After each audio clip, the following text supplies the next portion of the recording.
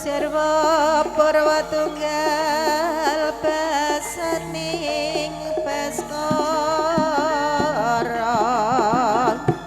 Miwiti Seden Sidening Katenggang Atur biaran Nuwun para kadang pamirsa sutresna budaya kagem miwah putri ingkang kinurmatan ngaturi sugeng siang saha sugeng pepanggihan kalian keluarga ageng Sandiwara Ketoprak Wahyu Manggala ingkang dipun pimpin panjenenganipun Bapak Mogol kanthi alamat Desa Tanjung Sari, Kecamatan Jakenan, Kabupaten Pati, Bumi Minatani. Keparenga ing siang meniku sandiwara ketoprak Wahyu Manggolo badhe nedahaken salah satunggal cariyos pamundutan ingkang mawi era-eraan lairipun Joko Umbaran seri perangan Kebu Marcuet Kembar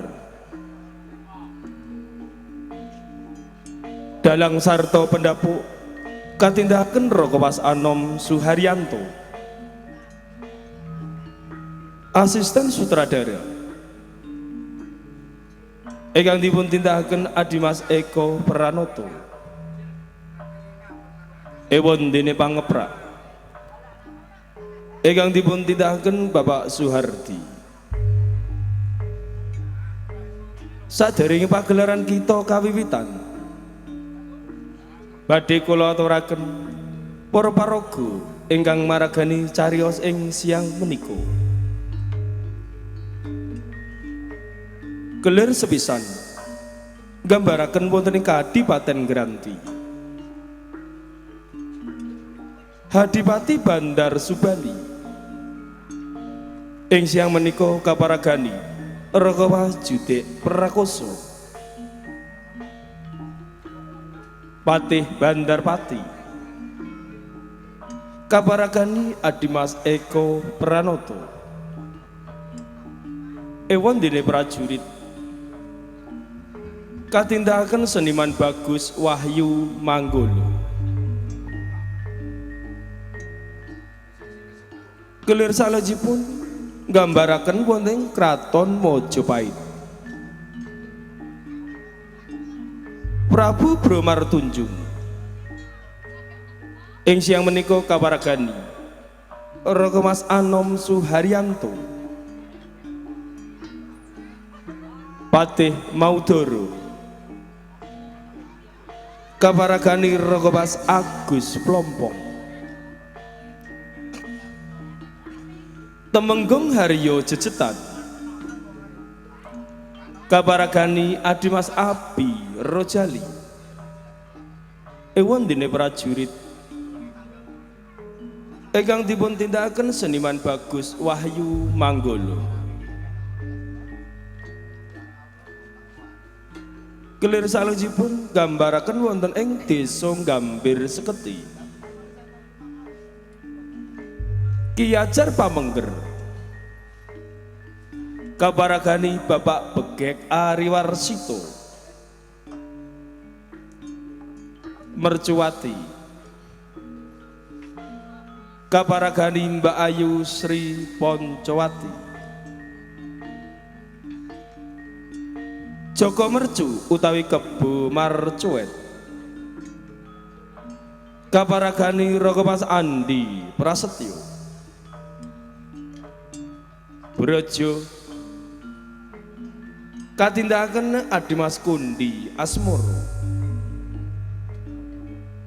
Wiro katindakan Adimas Arifin Siregar, ewon dene Sumarni kaparagani Nimas Tata Wulandari, Joko Umbaran kaparagani Adimas Beguk Wilianto, Joko Pujan kaparagani Adimas Bagong Sutresno, Kebu Marcuet Palsu kaparagani Adimas Abdul Sutopo, ewon dene Dayun Bapak Etul Kiem. Ing siang menika kaparagani Rokowas Bagus Suyanto, Jinggowati kaparagani Nimas Menikwi Diawati, Nilampati kaparagani Nimas Diah Maharani ewon dene Nilam Sari, kaparagani Nimas Uut Sutriana, repat utawi dagelan ingkang badhe nglipur manah panjenengan sami. Panjenengan badhe dipun libur trio pelawak Wahyu Manggolo ingkang dipun tindakaken Cak Sendor, Adimas Rokim sarta Bapak Mogol. Ewon dene mban ingkang dipun tindakaken si Ciup Arum Somplak, Kabiyantu Sisowak Indah Kalola. Munggah mekaten para kadang pamirsa sutresna bedhaya, para paraga ingkang maragani cariyos ing siang meniku, kita sagotrah saking keluarga ageng paguyuban Ketoprak Wahyu Manggolo namung ngaturaken sugeng lenggah, sugeng hamirsani ngantos titi paripurnanipun pagelaran. Wusana sugeng hamirsani. Nuwun, nuwun, nuwun.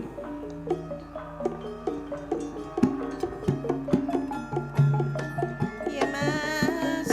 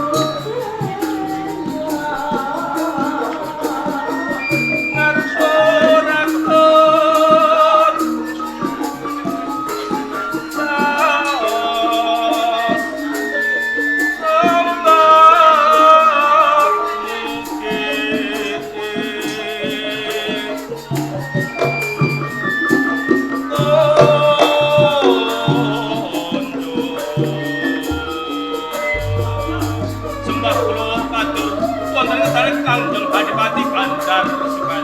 Pati Bandapan. Oh, tinibalan niki. Gun muasung pangabukti. Wis tak tampa raliwat pujo pangestutampan. Rawalan agen kula nampi pangestinipun Kanjeng Adipati Bandar Sukan. Kula tampi asta kekalih. Kula regem pinangka dados jimat lan mugi-mugi haning kuwi anggen kula dados warangka panjenengan mesuwi wonten Kadipaten Granti sak Rending iki akeh sowaning para prajurit.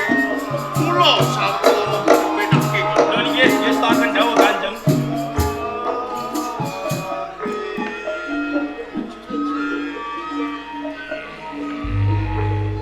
Kabeh prajurit ing Kabupaten Granti ora pilih siji antaraning lur. Kowe kabeh padha ngaturake sembah pangabekti kanthi panemgromo. Suaramu gali-gali nurut tusuk meh wae aku ngantuk nggonku aku. Ya wis tak tampa. Ora liwat puja pangestu tampanono. Sahabat agen kula pundi dadosaken jimat kula. Kejaba kuwi panjenenganku bakal mundhut pirsa ngenani kewajiban nira soang-soang coba enggal matur dewi-dewi. Nggih. Kewajiban kula naliti sedaya prajurit magangan enggal Kanjeng. Menika sampun suwak komander ana ing Kadipaten Granti. Ya. Kok upama kowe iki pinangka dadi senopati ana ing Kabupaten Granti, ya toh? Nggih. Kowe bakal tak danu. Kok upama ana salah sawijining menungso prajurit sing nyantulani apa sing dadi dawuhku. Njur piye tanggung jawab? Wah, nggih. Niku kula pidana. Kok pidana jumbuh marang kaluputane. Ya, lungguh sing kepenak. Pino, Nggih kula. wajibanmu piye? Wajiban kula jagi gedung pusaka wonten Kadipaten Granti Kanjeng. Ngantos dinten menika boten wonten salah setunggalipun pusaka ingkang anis. Kok upama ana siji pusaka wae sing ilang, piye tanggung jawab? Jangga kula dados gantosipun. Bagus, lungguh sing kepenak. Kipli Santos, Nggih, wajibanmu piye? Wajiban kula nyamektakaken kreta kencana minangka titahipun panjenengan. Ya, merga ora ketamke wae panjenenganku salah sawijining bupati. Mula kanthi kuwi kok upama tindak-tindak iki mesti mbutuhake kreta joli jempono. nggih. Pinangka titian. Ya, lungguh sing kepenak. Taji, Nggih, kula. kowe ora usah ndelik kaya ngono. Boten Ning kene fanmu akeh banget. palubuhane ancen ngaten kok. Wajibanmu piye? Kewajiban kula namung nggalontas sedaya prajurit padha ninggal. Iya. Sameneika sampun sowan ugi trampil uga trengginas Kanjeng. Oh, upama sak wanci-wanci ing Kabupaten Granti digebuk perang dening negara liya. Piye sumpah? Sampeyan ampun kuwatos. Kula aturi lungguh cekrang sila tumpang, namung kula sak kanca badhe pestapes musuh tanpa tilas Kanjeng. Yen ngono cetha, kowe salah sawijining prajurit sing kepaing tanggung jawab. Mula kanthi kuwi lungguh sing prayogi. Nggih, Seka. Nggih. Wajibanmu piye? Wajiban kula wonten ing Pati Usaha Kanjeng. Iya, Sakmenika boten wonten nayo kepojo kan nandang lara Kanjeng. padha Bagas waras. Nggih, sehat banget. Ora ana sing nandang lara. Nggih. Syukur yen panjen kaya. Jaya Bodho. Wajibanmu piye? Ini. Iki ngene. Kowe ditanggung kok malah ajake nyepele karo bupati. Kewajibanmu piye? Takut. Nggih, Patih Bandar Pati. dawuh tinimbalan. Lu bareng aku indangmu karo Jaya Bodong. Lu pawangsulane kok aku. Iki apa teh karepe teh? tegese mboten ngiyas dhateng panjenengan. Anggenipun ngendika jancuk ngoten niku sembah kula mugi konjo. Ora misaya aku. Sanes ampun klentuk ing penampi Dadi panjenengan. aku iki Sowan sembah kula mugi konco. Menika Jaya Botong niku prajurit BS. Prajurit BS. BS iki barang surtiran ngono apa piye? Sanes. Ya terus BS tegesipun bisu mboten saged picantenan. ilate gepok. Mboten pitados. Ora iso omong. Jabang bayi teh. Lho bocah ilate mengret tama dadi prajurit iki apa ora ana nom-noman liyane teh? Menapa darunanipun ngantos kula wisuda Jaya Botong pinangka tamtama wonten Kadipaten Granthi. Iya. Jalaran rumas kepranan sak lebete manah kula. Sak samunipun kula ngertos tandang damelipun Jaya Botong kala wau. Ngenani bela raga bab kaprajuritan. Jaya Botong nate aben kalian prajurit 3 menika tasih pikantuk kamenangan. Direbut prajurit 3 isih menang. Napa malah namung 3? Gangsal 7 menika isih pikantuk kamenangan. Yen ngono Jaya Botong iki salah sawijining prajurit sing jiaduk. Pilih bobot, pilih tanding. Dibacok, Mlerok, dibedhil, mecicin, ditumbak, laka-laka. dintongi bantal. Ngapesane nggih ngorok niki. Ya, prajurit iki sing dibutuhake ora omongane nanging nalika ngadepi musuh ana ing kono mandul. Ya, lungguh sing mek kene. Buncek sawetara ya, Ti. Boten dados boyo mengapa pinangka panglipure manah ingkang nembe kemawon sengkel. Nah, sakwise jenger sira satata lungguh panjenenganku bakal mundhut pirsa. Piye ngenani swasana katentreman lan uriping para kawula ing Kabupaten Granthi dina iki? Ngenani katentreman kula kinten datan rupit. Awit wedal menika Kadipaten Granthi saged kawestan ayem sarta tentrem.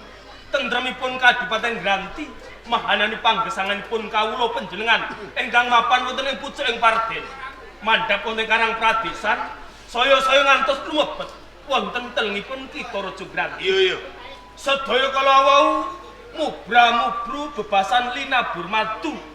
Mirah kang sarwa tinumbas, subur kang tanwa tinandur Kanjeng.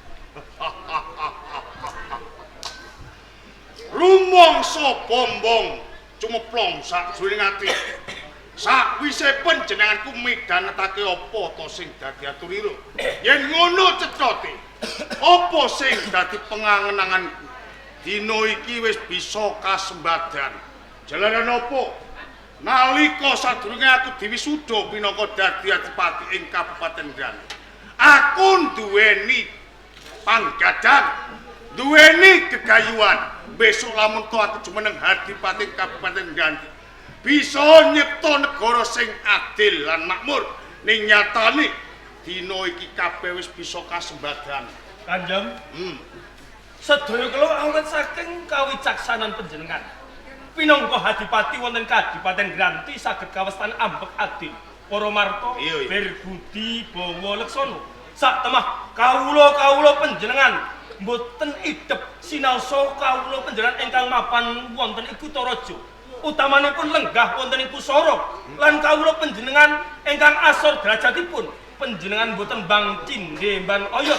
Sak temah kawula panjenengan tansah nyingkuyung bab pemerintahan lan wewangunan ingkang sampun kapacak wonten ing Kadipaten Granthi Kanjeng. Mula kanthi kuwi ya Tih, panjenenganku bakal paring dawuh marang jeneng sira. Perkawis menapa? Sok sapa wae ora mawas. Senajan to kuwi salah sawijining nayaka negara dekating praja saka guru ing Kabupaten Granthi, nanging lamun to dheweke tansah ngrendhet-ngrendheti rancake pemerintahan, kowe aja tida-tida paringana pidana kang jumbuh marang kaluputane. Kosok baline marang sapa kawula, mbah kuwi kene pacukling bali-bali lan basan. Lamun tok gedhe labuh labete tumrap negara ing Kabupaten Granthi, kowe aja tida-tida paringana ganjaran kang murwa. Menika dasaripun kawula panjenengan tansah ngenjung panjenengan nglenggahi utawi ngesui wonten ing Kadipaten Granthi. Waca dawuh pangandikanipun Kanjeng Adipati, ndadosaken kekancingan sak lebete manah kula tartamtu mangkenipun badhe kula bewaraken sedaya kawula panjenengan ingkang wedal menika mboten saged sowan ngabiyantara wonten ngersane Kanjeng Adipati Bandar Subali. Mula kanthi kuwi rumangsa seneng sajroning atiku jalaran aku Darbe Warangka sing tansah tanggung jawab menani uriping para kawula. Mula aku matur nuwun banget marang jenengan sira. Duh Kanjeng, Iya. tenanipun ndadosaken rasanipun para kawula ingkang nembe kemawon sinut wonten ing saha panjenengan. Menawi mboten lepat petang kula wedal menika dereng titiwancinipun. Menawi Kanjeng Adipati menika nganakaken parapatan agung wonten ing Pendhapi Agung Kadipaten Granti. Iya. Ewa semanten panjenengan utusan kalian kula supados peranganipun para nayaka mandhapipun para kawula kedah marak seba wonten ngersane Kanjeng Adipati Bandar Subali. Menapa darunanipun Kanjeng? Patih Bandar Pati apa to sebabe nganti aku ngransekake Piswana Agung ing Kabupaten Granti pancen sak tenane ana bab sing kudu tak rembug marang jenengan sira. Wonten perkawis ingkang badhe rembak kalian kula lan peranganipun para nayaka. Pancen kaya ngono. Sahrene kula sampun madhep wonten ing saha panjenengan. Menawi kepareng monggo Kanjeng Adipati enggal paring sabdo. Sinten ngertos mangkenipun kula saged bebantu menapa ingkang dados gegebelanipun manah panjenengan wedal menika Kanjeng. Sak tenane ora bisa tak selaki sajroning ati. Wis pirang-pirang dina atiku iki bingung. Kaya dene wong linglung prasasat. Aku ora bisa mikirake marang uriping para kawula. Mergo kabeh kuwi mau ana bab sing tansah ginubel sajroning atiku. Lah, perkara sing tansah ginubel sajroning atiku kuwi mau ora ana liya. Kabeh kuwi mau ana sambungane sedane Sudarmaku. Rama Adipati ana Subandari kala semun. Mula kanthi kuwi ya, rening jeneng sira pinangka dadi Warangka. Sadurunge aku jumeneng Adipati Kabupaten Granti mesti wae jeneng sira ngerti lembarane sejarah bab sedane wong tuaku. Mula kanthi kuwi tak jaluk kanthi banget gelem kowe mbuka lembaran sejarah bab sedane wong tuaku. Kanjeng, tenanipun dangu anggen kula nyimpen wewados menika. Sambat kalian sedanipun Sudarma panjenengan Kanjeng Adipati Arya Subandar Liko Semana. Iya. Mbok menawi pancen sampun titiwancinipun Kanjeng Adipati Bandar Subali ngertos larianipun sejarah sambat kalian sedanipun Sudarma. Menawi kepareng kula nyuwun wedal sawetawis badhe beber cariyos-cariyosipun Kanjeng. Udakara lelamban menika sampun selangkung taun ingkang kapungkur. Awit taun. Leres nalika Majapahit kaasta Sinon Prabu Bromartunjuk wonten salah satunggal kadang Adipati pemancat saking Tunggarana kang sesilit lembu culuk. Ing wujud namung badhe mandheng pribadi nguwalaken pemerintahan saking Praja Majapahit. Perkawis menika dipun wirengi Sinon Prabu Bromartunjuk satemah utusan peranganipun Pranayaka Praja nandhaken leresan botenipun dipun dodho lan dipun temoho menawi badhe mengkang pranatan saking Praja Majapahit. Dadosaken campuh perang peranganipun para sentana praja senopati abola-abole kraton Majapahit sami sarang tunjang kathah ingkang dados bebanten awis saking patrapipun lembu culung kala wau. Rumaos kekes penggalipun Sinon Prabu Bromartunjuk sak temah nganakaken Giri Sayembara. Ungelipun Sayembara kala wau sinten ingkang saged cilik kendharat lembu culung gedhe mateni mangkenipun badhe nampi nugraha sinasa kala wau tiyang kere maju klembali longan. Menawi salah satunggal kadang Adipati pemancat utawi Nurpati mangkenipun kadipatenipun badhe dipun dadosaken bumi mutiara. Tegese bumi sing bebas pajak. Leres Njur sapa sing wani mupu Giri Sayembara kuwi mau? mboten sanes Sudarma panjenengan. Wong tua Kanjeng Adipati Arya Subandar Liko Semana. Kelampah madhep wonten ing daerah Ranggana salah sampun dipun sampiri pinangka senopati perang saking kraton Majapahit. Iya. campuh perang udakara menika tigang dalu tigang siang. Tulung dina tulung bengi. Leres pikantuk adeling jagat Sudarma panjenengan Kanjeng Hadipati Haryo Subandar pikantuk kamenangan. Wong tuaku entuk kemenangan. Lembut culung dipun tigas janganipun. Iya. Dipun aturaken wonten kersa dalem Sinuhun Prabu Bromatundja. Udakara lelampan menika sampun gangsal taun ingkang kapungkur. Ngantu-ngantu peparing dalem. Ananipun bumi mutian. Nanging ngantos wedal menika rikala semanten boten dipun paringaken dhateng Sudarma panjenengan. Satemah minggah wonten Pendhapi Agung nanjahaken babakan ganjaran ingkang dipun paringaken wujudipun bumi mutian. Nanging Kanjeng nalika minggah wonten Pendhapi Agung Majapahit Sinuhun Prabu Bromatundja dipun adhep peranganipun para nayaka sentoning praja Majapahit. Sudarma panjenengan nyuwun ganjaran nanging semunipun dipun kukui kalian Sinuhun Prabu Bromatundja. Dioweli. Badhe cas ganjaran dhateng Sudarma panjenengan menika awel. Satemah dadosaken murinanipun penggalih Sudarma panjenengan Kanjeng Hadipati Haryo Subandar. Marang ngamuk wonten Pendhapi Agung Majapahit nanging emanipun Kanjeng Sudarma panjenengan namung badan sajuga dipun rangket peranganipun para kadang Hadipati mancat ingkang nembe sinaka wonten Pendhapi Agung Majapahit. Malah kapal dinakwo badhe nunggak semi dhateng patrapipun Lumbut Culung rikala semanten.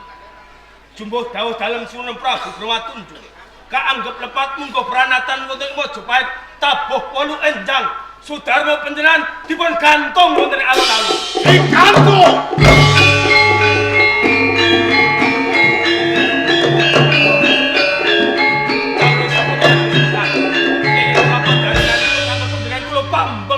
Boten kula keparengaken sowan wonten ing Majapahit tigang ramban menika. Rumangsa kaya dilolosi otot bayuku sakwise aku ngerti. Jebul setane wong tua gantung ing alun Kraton Majapahit yen ngono cetote. Wong Majapahit ora kena dibeci.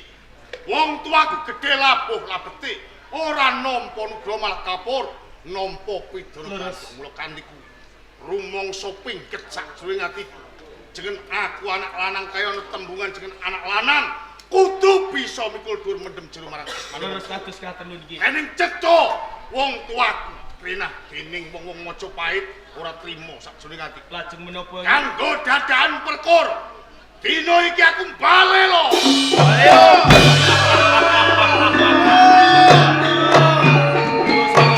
badhe baleno saking Majapahit.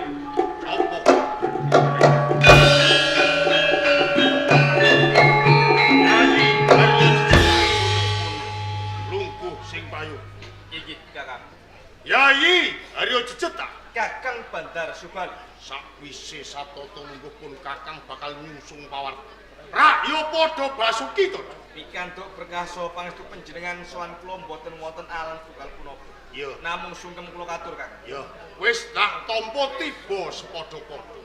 Haryo Jejetan Kakang Bandar Subali. sak tenane nggonmu temeka ning Kabupaten Granthi. Iki gawe kageting ati. Satrane kabeh timau kowe tindak ngelengake apa pancen ana wigati? Pancen wonten wigatos Juru sambung wigatine kalian Kakang Bandar Subali. wigatine Wigatosipun kula nampi dawuh saking kesare Sinuhun Prabu Bromatundja lumantar Kakang Patih Paudur. iya Kang supados nanjahaken kapetang sampun tigang pesowanan sekawan ngancik Kakang Bandar Subali mboten sowan wonten ing negari Majapahit. Mila kanthi menika Kakang iya ndamel bingung sak lebete manah kula. Saderengipun kula minggah wonten Pendhapi nembe kemala kula dumugi wonten tapel wates kula mireng bendhe mangungkung. Sorak gumuruh hamba turbuh. Menapa wonten ing Kadipaten Granthi wonten ewa-ewa. Yai Haryo Jejeta. Apa to sebabe nalika semono sadurunge kowe ngancikake dlamakanmu ing pendopo Kabupaten Granthi kowe krungu bendhe mangungkang-mangungkung sorak kawula gemuruh hamba rubuh teges ing Kabupaten Granthi ora ana wewanange. Apa to sebabe nganti ana pratandha sing kaya ngono jalaran Dino iki aku mutusake yen to aku balelo. Bae.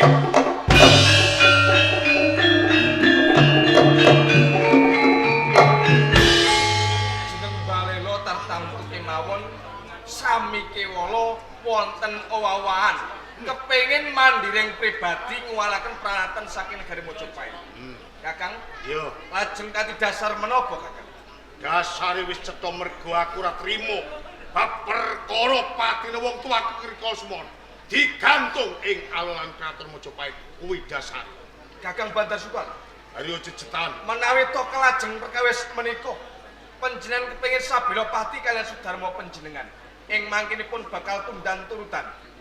Menapa mboten mesakaken kawula ingkang mboten ngertos dodok sering perkawis kena sanjata tanpa mata campuh perang ageng Grantilan Mojopahit.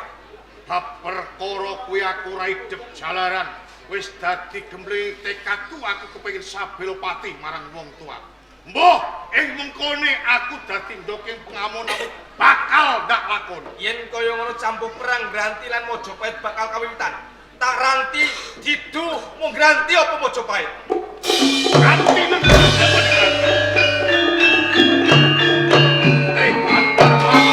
Kanjeng Adipati Nur. riwian bakal dadi grojokan wilayah iki dening urung tan lunga campuh perang Mojopahit lan Kabupaten Gresik. Kula ganti kuwi ngirita berkataning prajurit sing jagul-jagul balekke ayo cecetan. Pangestunipun prajurit, ayo balik ke wong Mojopahit.